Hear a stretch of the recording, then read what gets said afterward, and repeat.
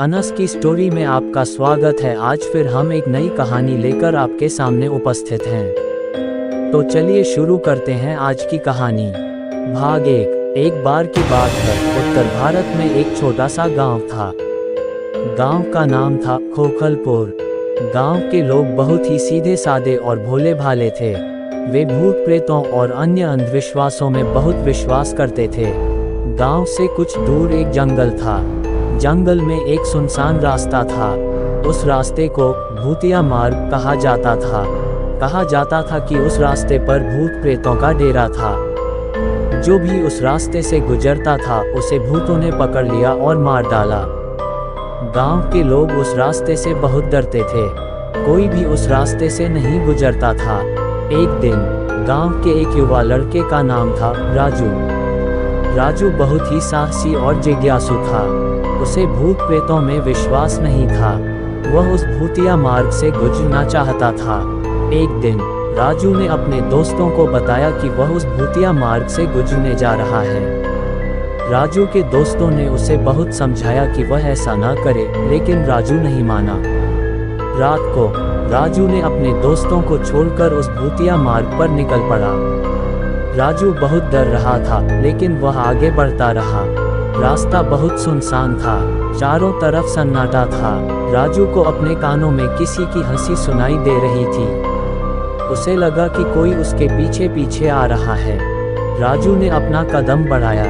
अचानक उसके सामने एक सफेद साया दिखाई दिया। राजू डर के मारे कांपने लगा। साया राजू की तरफ बढ़ने लगा। राजू भागने लगा। वह साए से दूर भागने लगा। राजू ने देखा कि साया उसके पीछे पीछे भाग रहा है। राजू को लगा कि अब वह मर जाएगा। तभी राजू को एक पेड़ दिखाई दिया। राजू उस पेड़ के पीछे छिप गया। साया राजू के पास पहुंचा। साया ने राजू को देखा, लेकिन राजू को नहीं पहचान पाया। साया राजू के पास से गुजर गया। राजू ने साए के जाने का इंतजार किया। जब साया चला गया तो राजू पेड़ से बाहर निकला। राजू बहुत थक गया था। वह घर वापस जाने लगा। राजू घर पहुंचा और अपने दोस्तों को सारी बात बताई। राजू के दोस्तों को भी यकीन नहीं हुआ कि वह उस भूतिया मार्ग से गुजरा। राजू ने अपने दोस्तों को बताया कि वह उस साए को पहचानता था। वह साया उसकी माँ का था। राजू की माँ की कुछ साल पहले मृत्यु हो गई थी। राजू के दोस्तों को समझ में आ गया कि राजू की माँ उसे बचाने आई थी। भाग 2। राजू की कहानी सुनकर गांव के लोगों को भी यकीन हो गया कि भूतिया मार्ग में कुछ तो है। गांव के लोगों ने उस रास्ते पर जाने से मना कर दिया।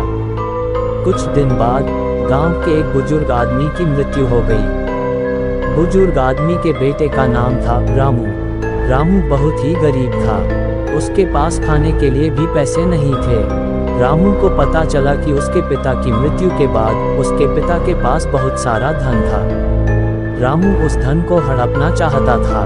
रामू ने उस भूतिया मार्ग से गुजरने का फैसला किया। रामू उस रास्ते से गुजरकर अपने पिता के घर पहुंचा। रामू ने अपने पिता के घर में देखा कि बहुत सारा धन रखा हुआ था। रामू ने सारा धन लूट लिया और भाग गया। रामू भागते हुए उसी रास्ते से गुजर रहा था जिस रास्ते से वह आया था। तभी उसे उसी साए का सामना करना पड़ा। साया रामू को देखकर गुस्सा हो गया। साया ने रामू को पकड़ लिया और उसे मार डाला। रामू की मृत्यु के बाद गांव के लोगों को यकीन हो गया कि भूतिया मार्ग में भूत प्रेत होते हैं। गांव के लोगों ने उस मार्ग पर जाना बंद कर दिया। अगर आपको वीडियो अच्छी लगी हो तो प्लीज़ वीडियो को लाइक करें और चैनल को भी सब्सक्राइब करके बेल नोटिफिकेशन को ऑल पर प्रेस कर दें। Thanks for your watching.